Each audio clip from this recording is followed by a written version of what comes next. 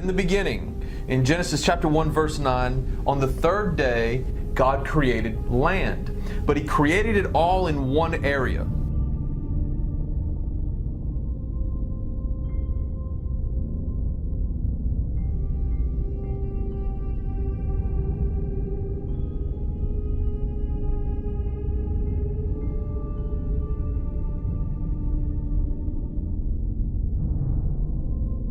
Psalm 24 says, "The earth is the Lord's, He founded it upon the seas." That's an interesting verse.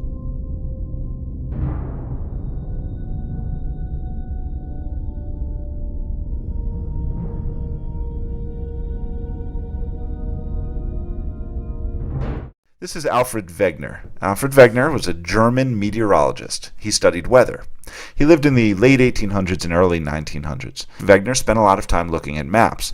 He came up with a radical theory that suggested that the continents were actually once connected and then somehow ripped apart to where they are today. He even came up with a name for that supercontinent that existed in the past. He called it Pangea. It's a Greek term that means entire earth or all earth. The Bible says there were herbs, that's plants, over all the earth. It's not that way today. 70% of the earth is underwater, for heaven's sake, okay? That's not covered with plants. The earth was covered with plants when God made it. What we're seeing today is not what Adam and Eve saw. The Bible says He formed it to be inhabited. That's why He did it. Probably the pre-flood world was, I would just be picking a number and say probably 80% land and only 20% water.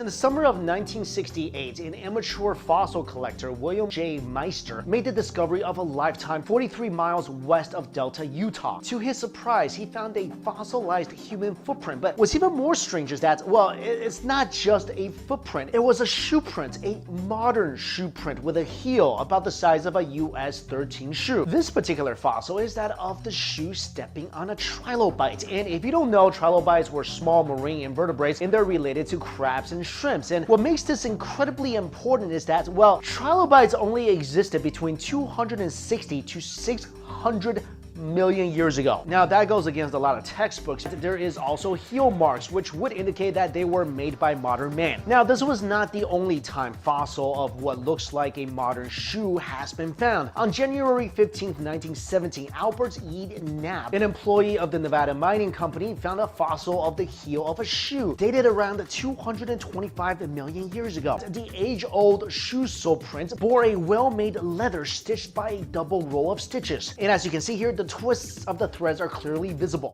Not that long ago, a news agency in southwestern China published some photos of some really big footprints found in bedrock. And not too long after this report, people went to this location to see how big they really were. There are incredible similarities between architecture, stone structures, whether it's the similarities of pyramids, or even the use of obelisks, or the use of trapezoidal doors, which I've never seen before, but they just so happen to be located and found in ancient Egypt, as well as the Incan culture in Peru. When you look at these similarities, you have to ask yourself, were they built by the same people? Many ancient sites found scattered all over the planet share an enigmatic feature. A pattern of scarring left upon their megalithic blocks and often upon their walls, once left by a technology built by an as yet not understood civilization. Dinosaur bones and human bones have been found together. Dinosaur bones were found in the same rock strata as these fossilized human hands. Dinosaur bones and mammal bones found together. Here's one of the Ica stones showing a human riding a dinosaur. There's no question the earth is broken up, and there's no question the plates are still moving. The question is, when did all this happen? Now, the evolutionist will tell you this happened over millions and millions of years. The creationist says, no, all this catastrophe probably started at the time of that flood. Over 1,800 oil well boreholes from 4 continents have all been compiled and mapped. The newly emerging map tracks the thickness and extent of each rock type as they were laid down by the flood. This research reveals the same 6 megasequences of sedimentary rock deposits across multiple continents. Geologists agree on the 6 megasequences, but they differ on the timescale in which they happened. If they took millions of years, then they have little to do with the flood, but if they were all deposited rapidly and recently, then the flood should come to mind. Many also question when a larger landmass, such as a Pangea-like supercontinent, broke into continents that moved to their current configuration. For the first time ever, new megasequence maps allow us to see how the flood shaped our entire planet The first megasequence wipes out mostly shallow marine habitats. The bursting fountains of the Great Deep spew out megatons of magma and carbon dioxide. Sure enough, the first megasequence rocks show a spike in volcanic activity and massive amounts of carbon dioxide. During these first 40 days, intense water currents overtopped most of the flooded continents. Water-laden sediment travels at highway speeds. Thick sediment blankets start covering low regions of the continent.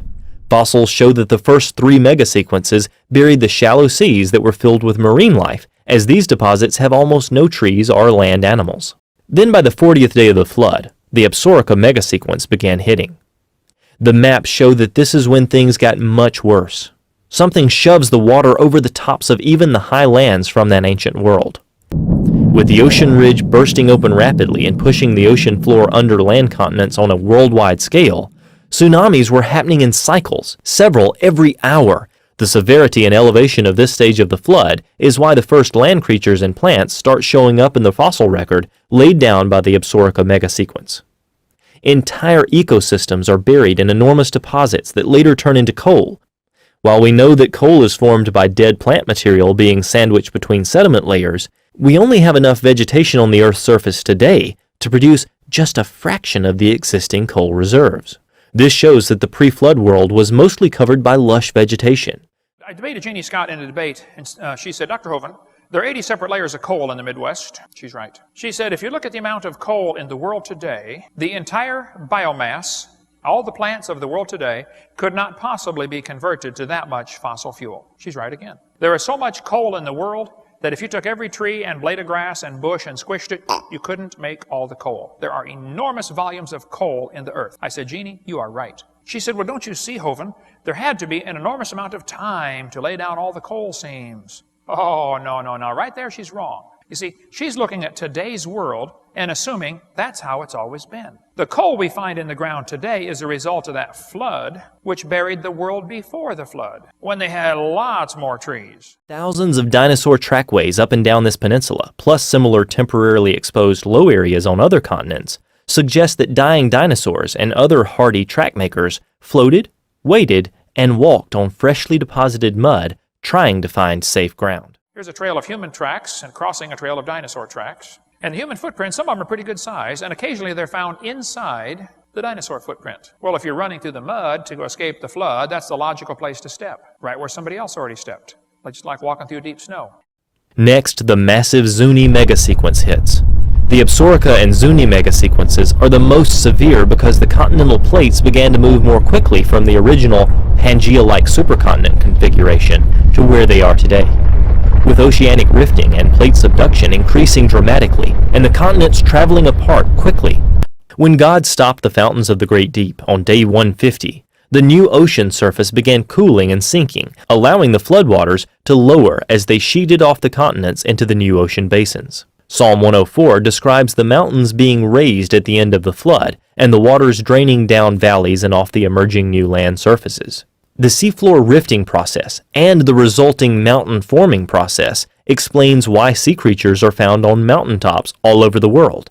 When they climbed Mount Everest, they found petrified clams on top of Mount Everest. Interesting thing about these clams, they're petrified and they're closed. And when a clam dies, it opens. You can walk along the beach and find a million seashells. You hardly ever find a matched pair. And you never find them closed if they're dead. They open right away. How do you get petrified closed clams on top of Mount Everest? I think there was a flood. But I don't think the flood was over Mount Everest. Mount Everest wasn't there. Psalm 104 tells us the mountains arose during the last part of the flood. The mountain ranges formed during the end of the flood. The flood tsunamis provide a perfect explanation, and it happened so quickly that there was no time between deposition of the layers for surviving critters to burrow into the layers and churn them over. What has been discovered, both from a creationist as well as from a secular understanding, is that much of the continental fossil record was already in place before any of the present-day ocean crust had come into existence at a rift zone. Since in creationist understanding, the presence of fossils is a completely trustworthy indicator of the action of the flood, this means that much of the flood cataclysm had already unfolded and had generated fossil-bearing sediments on the continental surface before any of the present-day ocean floor had appeared. It further implies that all of today's ocean floor formed since the onset of the flood, during roughly the latter half of the cataclysm. These considerations indicate in a compelling way that rapid plate tectonics must have been a major aspect of the year-long flood catastrophe. Now enters the final mega sequence, the Tejas. Here, after the water peaked over the top of the highest remnant of the pre-flood world, it began to rush off the continents, eroding and reworking some of the deposits laid down in the previous megasequences, especially carving away at the Zuni deposits. There was a reversal in flow direction as the waters began to sheet off the continents. This flow reversal transported much of the fossils deposited earlier off the highest uplands, spreading them towards the edges of the continent. The evidence points to the Tejas draining the floodwaters southward off of the U.S. towards the Gulf of Mexico with a sheet wash pattern all at once. This is why we find massive sand deposits in the deep water of the Gulf of Mexico. Billions of barrels of oil have been discovered there, with much of it found within a massive 1,100-foot thick bed of pure sand. The massive runoff that began with the Tejas may also explain the lack of human fossils in the rock record. Any residual human remains left buried in earlier deposits were totally destroyed by the erosive, retreating floodwaters. In line with God's promise to wipe them from the face of the earth, the oceans had been tremendously heated by the rifting that had taken place across the 45,000-mile ridge system, and the creation of a completely new seafloor of hot lava as a consequence. This caused an abnormal amount of evaporation, and thus continuous rain that was likely worldwide. The volcanic activity created by the subduction zones that created the Ring of Fire would have spewed volumes of ash and aerosols high into the atmosphere, resulting in cooling, especially in the higher latitudes. These factors combined to produce an ice age that lasted a few hundred years. Some of the water jetting high above the cold stratosphere rose into supercooled ice crystals and produced some massive ice dumps, burying, suffocating, and instantly freezing many animals, including the frozen mammoths of Siberia and Alaska. Some of the big, hairy, hippie elephants that are found frozen standing up, food still in their teeth. What happened to the mammoths? Is the fossil record really stacked in a way that proves life evolved on Earth over millions of unseen years? Or does the fossil record provide evidence that the world was covered by a massive flood in Noah's time just thousands of years ago? Actually, the fossil record does not show increasingly complex life emerging over the millennia. What it shows is a record of death in the order that the creatures were buried during the worldwide flood. I said, what do you do for a living? He said, well, I drill for oil in Barrow, Alaska. I said, well, when you drill down, do you find anything interesting down there? He said, you wouldn't believe the stuff we drill into down there. He said, just a few months ago, we were drilling down. We drilled through 1,000 feet of permanently frozen ground called permafrost, and we started bringing up pieces of wood. He said, we drilled straight through a tree that was standing up. The tree was 300 feet tall, standing up under 1,000 feet of permanently frozen ground. Well, today's scientists would tell you that some 380 million years ago, there was this tropical forest that was densely packed with these 12-foot tall trees. So these were all around the area, around the equator, 380 million years ago, is what they're stating. What's interesting is in a place one would not expect to find this, they have. In Arctic Norway. Scientists have been reporting the discovery of soft tissue and proteins in a wide variety of fossils since the 1970s. They found things like catfish fatty fins, unaltered amino acids preserved in amber, dinosaur DNA from a hadrosaur. And then, in 2005, researchers discovered red blood cells, collagen fibers, and blood vessels in a T-Rex. Now, a Triceratops horn has been unearthed with stretchy material and even osteocytes. In 2012, the Creation Research Society sponsored Mark Armitage and I to go to the Hell Creek Formation in Montana, which is a very popular place for finding dinosaur bones. And we instead dug out a almost 4-foot long Triceratops brow horn. Pieces such as this, we have found tissue with cells. Oh, that's amazing. And potentially proteins such as collagen. It's so difficult to understand how you could have this material still in a dinosaur fossil. Now, all of these examples of soft tissue are conventionally dated at tens to hundreds of millions of years old. And yet observational science tells us that soft tissue can't last that long. They can't adequately explain how these proteins could last for more than thousands of years. Validation is the process of confirming what is believed to be true by what can be observed to be true. Has this ever been done for radiometric dating, the process that gives us the very idea of long ages? Actually, long ages and radiometric dating hasn't stood up to the validation test. Radiometric dating has never been validated against the absolute known ages of rocks. Let us explain. Consider Mount St. Helens. This volcano erupted in the 1980s, giving scientists the opportunity to date the rocks that were formed from the eruption. The results? 5 different ages, all between 350,000 and 2.8 million years old, for rocks that we know were less than 30 years old. This discrepancy happens all the time in radiometric dating studies. In fact, there has never been a radiometric dating analysis that simply produces ages that validate to the known ages of rocks. And if radiometric dating doesn't work for rocks of known ages, why do we trust it for rocks of unknown ages? Even Charles Darwin said, as by evolution theory, innumerable transitional forms must have existed. Why do we not find them embedded in countless numbers in the crust of the Earth? And why is not every geological formation and every stratum full of such intermediate links? Darwin expected that these challenges would be resolved after more research was conducted. But today, 150 years and millions of fossils later, the proof still doesn't exist.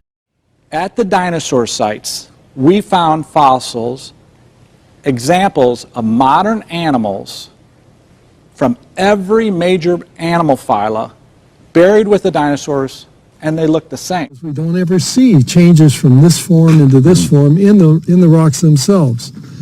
So I think it's very easy for me to be a creationist. In 1961, 3 rock hunters were looking for geodes in California's Coso Mountains to use for their gift and gem shop. It cut in half, but only after damaging a practically brand new diamond saw. Hoping to find crystals inside, he instead discovered something else. Inside the geo was what looked like a porcelain cylinder surrounding a shiny metal rod. Initial tests done on the geode showed it as more than 500,000 years old, hundreds and thousands of years before any advanced civilization supposedly showed up on Earth. Deep beneath the city of Donetsk, within the Rostov region of Russia, a large foundation of sandstone can be found, something known as rock shield of Carboniferous age. It is about 300 to 360 million years old. Astonishingly, Mr. Kasatskian has discovered, upon the roof of this shaft of coal, an imprint of a chariot wheel, an imprint undoubtedly made before the rock had formed around it. One day in West Virginia in 1944, Newton Anderson, a 10-year-old boy, was asked to feed coal in their basement furnace. Taking a full shovel and walking towards the furnace, he wobbled and a huge coal chunk fell on the floor. The chunk broke open to reveal a small protruding metal on one of the pieces. Anderson would then take the coal and break it further to reveal a slender brass bell handle. What makes this puzzling is that the bituminous coal found near Anderson's home is estimated to be 300 million years old. In June 1936, husband and wife Emma and Max Hahn went on a stroll along Red Creek in London, Texas. On their walk, they saw a loose rock with a piece of wood sticking out of it. Out of curiosity, they took it home and kept it. It would be an entire decade until their son cracked it open with a chisel and hammer. Utterly stumped, they turned over the artifact to archaeologists who were puzzled by the find. During their study, they found that the rock encasing the hammer dates as far back as 400 million years old. Ron Wyatt is at last directed to the exact location of the object which has held his fascination for so many years. And here we are at last, gazing upon the mortal remains of the great boat that Noah and his family rowed to safety. When I arrived at the boat-shaped object, I was amazed at how much it looked like a boat.